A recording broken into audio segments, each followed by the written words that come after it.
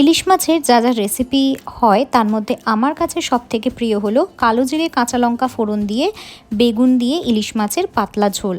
আপনারা কমেন্ট করে জানাবেন আপনাদের ইলিশ মাছের কোন রেসিপিটা সবথেকে ভালো লাগে।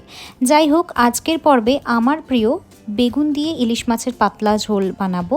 তার জন্য নিয়েছি 5 পিস ইলিশ মাছ। মাছগুলোকে ধুয়ে নিয়ে মাছের মধ্যে দিয়ে দিয়েছি হাফ টিস্পুন পরিমাণ হলুদ গুঁড়ো এবং লবণ।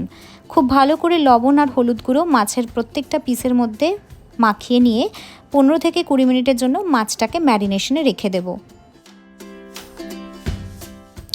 এবারে একটা অন্য পাত্র বা বোল নিয়ে নিয়েছি, তার মধ্যে অ্যাড করলাম হাফ টিস্পুন পরিমাণ হলুদ গুঁড়ো এবং 1/4 টিস্পুন পরিমাণ লাল লঙ্কার গুঁড়ো। আপনারা চাইলে এই রান্নাতে লাল লঙ্কার গুঁড়োটা কিন্তু স্কিপও করতে পারেন, তবে আমি একটু দিই, তাতে আমার মনে হয় স্বাদটা একটু অন্যরকম লাগে, ভালো লাগে আর কালারটাও সুন্দর হয়। তারপর এর মধ্যে অ্যাড করলাম 1 কাপ পরিমাণ জল অ্যাড করে খুব ভালো করে একটা চামচ দিয়ে নেড়ে চেড়ে হলুদ আর লাল লঙ্কার গুঁড়োটা জলের সঙ্গে মিশিয়ে নিলাম। এবারে একটা কড়াইয়ের মধ্যে অ্যাড করলাম 2 টেবিল স্পুন পরিমাণ সর্ষের তেল। এই রান্নাটা সর্ষের তেলেই বেশি ভালো হয়। তেলটা অ্যাড করে কড়াইয়ের চারিধারে তেলটাকে একটু ভালো করে স্প্রেড করে দিয়ে তেলটা যখন গরম হয়েছে তখন তেলের মধ্যে দিয়ে দিলাম 1 টিস্পুন পরিমাণ কালো জিরে এবং 5-6টা চেরা কাঁচা লঙ্কা।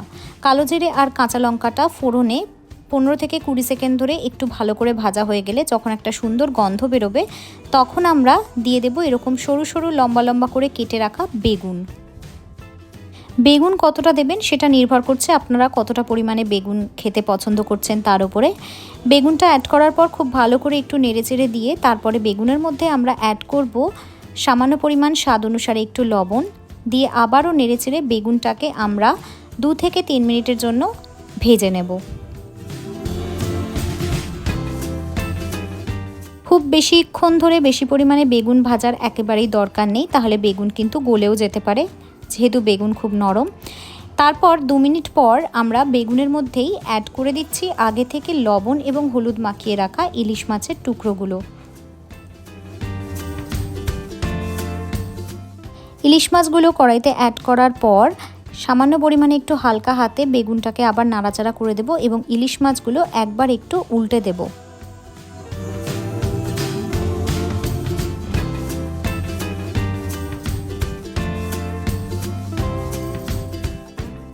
মাছগুলো উল্টে দিয়ে আরও 2 মিনিট মতো রান্না করে তারপরে আমরা যে হলুদ আর লঙ্কার গুঁড়ো দিয়ে যে জলটা করে রেখেছিলাম সেই জলটা কড়াইয়ের মধ্যে অ্যাড করে দেব। জল আপনারা কতটা দেবেন সেটা কিন্তু নির্ভর করছে আপনারা কতটা ঝোল খেতে পছন্দ করছেন তার উপরে। জলটা অ্যাড করার পর আমরা অ্যাড করলাম স্বাদ অনুসারে লবণ। এবার খুব হালকা হাতে একবার একটু নেড়েচেড়ে দিয়ে একটা ঢাকনা চাপা দিয়ে আমরা মাছটাকে 2 থেকে 3 মিনিটের জন্য রান্না হতে দেব। 3 মিনিট পর ফিরে এলাম। ঢাকনাটা সরিয়ে নিয়ে দেখতে পাচ্ছি মাছের ঝোলটা কিন্তু বেশ সুন্দরভাবে ফুটে উঠেছে। এবারে আমাদের খুব সাবধানে মাছগুলোকে একবার উল্টে দিতে হবে যাতে মাছের অপর সাইডটাও ভালো করে রান্না হয়ে যায়। এই মাছটা উল্টানোর কাজটা আমাদের খুব সাবধানে করতে হবে, কারণ ইলিশ মাছ কিন্তু খুব নরম মাছ, খুন্তির ধাক্কা লেগে মাছটা ভেঙে যেতে পারে, তাই খুবই সাবধানে আলগা হাতে এই কাজটা আমাদের করতে হবে।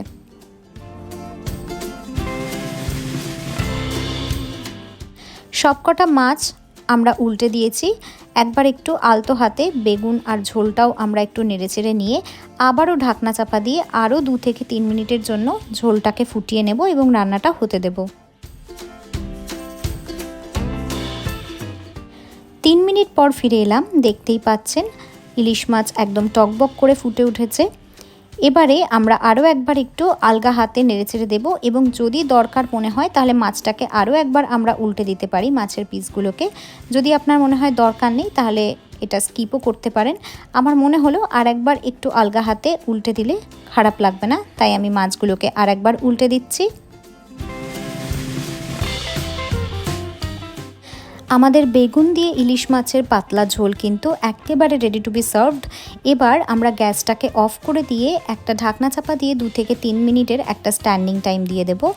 3 মিনিট স্ট্যান্ডিং টাইম দেওয়ার পর আমাদের গরম গরম ইলিশ মাছের ঝোল কিন্তু একেবারে ready to B served with গরম গরম ভাত। এই রেসিপিটা আমার তো দারুণ লাগে। ইলিশ মাছ ভাপা, সর্ষে ইলিশ, ইলিশ পাতুরি সবই ভালো লাগে, তবে এই রেসিপিটার একটা আলাদাই স্বাদ আছে। গরম ভাতে খেতে জাস্ট দুর্দান্ত লাগে। আপনারা কমেন্ট করে জানাবেন আপনাদের এই রেসিপিটা কেমন লাগে। যদি ভালো লাগে রেসিপিটা তাহলে ভিডিওটাতে অতি অবশ্যই একটা লাইক করে দেবেন এবং ভিডিওটা সকলের সাথে শেয়ার করতে ভুলবেন না। আর আমার চ্যানেলে নতুন হয়ে থাকলে অতি অবশ্যই চ্যানেলটাকে সাবস্ক্রাইব করে দিয়ে পাশে থাকা বেল নোটিফিকেশন আইকনটা অন করে দেবেন। ভিডিওটা আমার ফেসবুক পেজ থেকে দেখলে আমার ফেসবুক পেজটাকে ফলো করে দেবেন। খুব শিগগির হাজির হব পরবর্তী এপিসোডে নতুন কোনো একটা রেসিপি নিয়ে। টিল দেন আপনারা সবাই ভালো থাকবেন, সুস্থ থাকবেন। Bye bye.